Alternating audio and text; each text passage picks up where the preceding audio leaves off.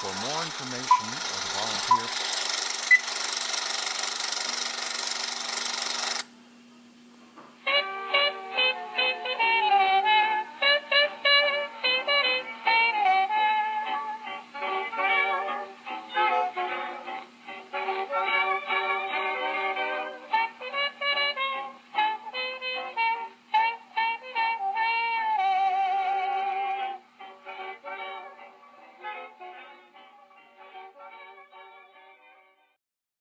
was called the Second Virginia Convention.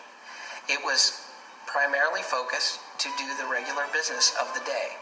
One of the resolutions was whether or not to arm Virginia to defend ourselves against the crown. You must understand this is still 1775, a whole year before the Declaration of Independence. No, sir, she has none. They are meant for us. They can be meant for no other. They are saying... This is an example of a duty to man.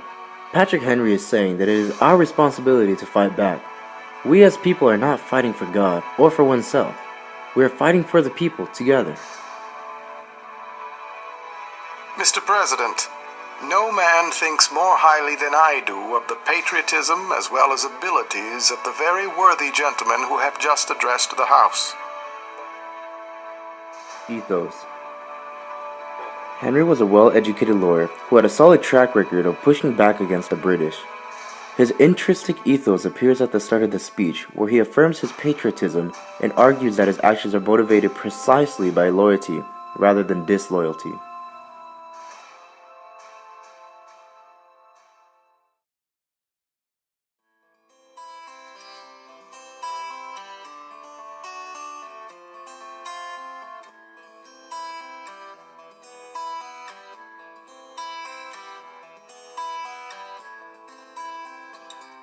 Abraham Lincoln opposed the expansion of slavery into new territories, which threatened southern states to their very core. Conflict. It was the world's first industrial war. Mass-produced weapons and trench warfare resulted in huge losses on both sides. The destruction of homes and farms brought the war home to civilians. The struggle proved anything but quick.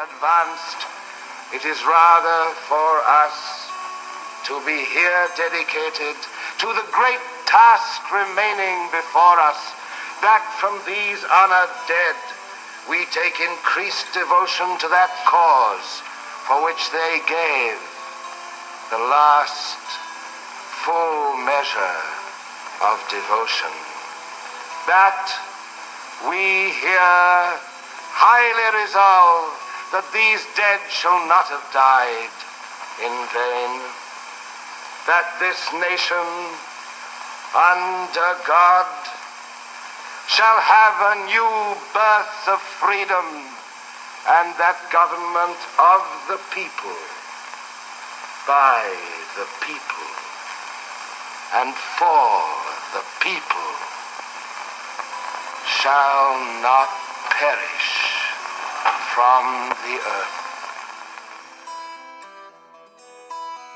Abraham Lincoln's Gettysburg Address speaks to duty of man. In his speech, he is arguing that it is our duty to honor the people that died fighting and to finish what they started. The same quote is a good example of ethos in Lincoln's speech. It shows his dedication to his cause of reuniting the Union and his belief to finish what has started.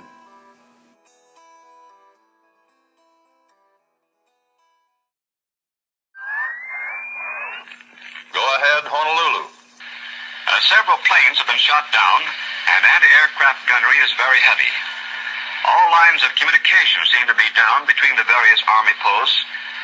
Everyone here in the islands were taken by surprise by the attack, and even yet it's difficult for some people to believe that our air raid on these beautiful islands has actually happened and that lives have been lost. After the attack on Pearl Harbor, several squadrons of Japanese planes came in from the south, dropping bombs and incendiary bombs over the city. One bomb dropped No matter how long it may take us to overcome this premeditated invasion, the American people in their righteous might will win through to absolute victory. Franklin Delano Roosevelt uses duty to man.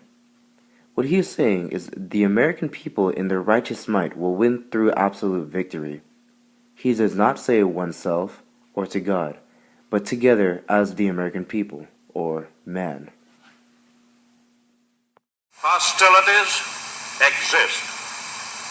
There is no blinking at the fact that our people, our territory, and our interests are in grave danger. Roosevelt uses Pathos to give the listener a feeling of unity, which helped America to succeed against winning over Japan.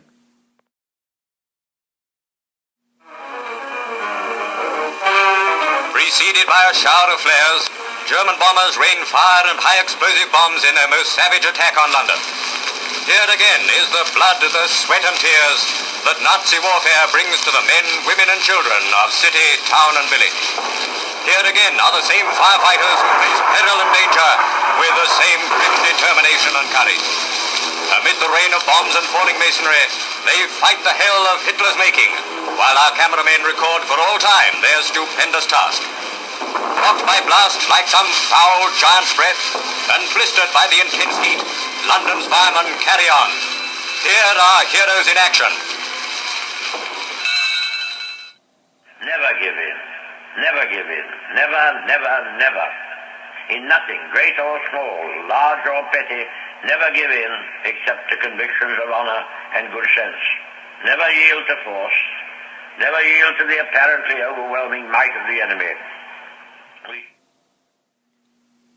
This shows duty to self. Winston Churchill is repeatedly saying to never give in. He is directing each person listening to his speech individually. The same quote is also an example of pathos. Note the use of anaphora. Anaphora is defined as the repetition of a word or group of words. This repetition emphasizes the point and expresses passion and emotion.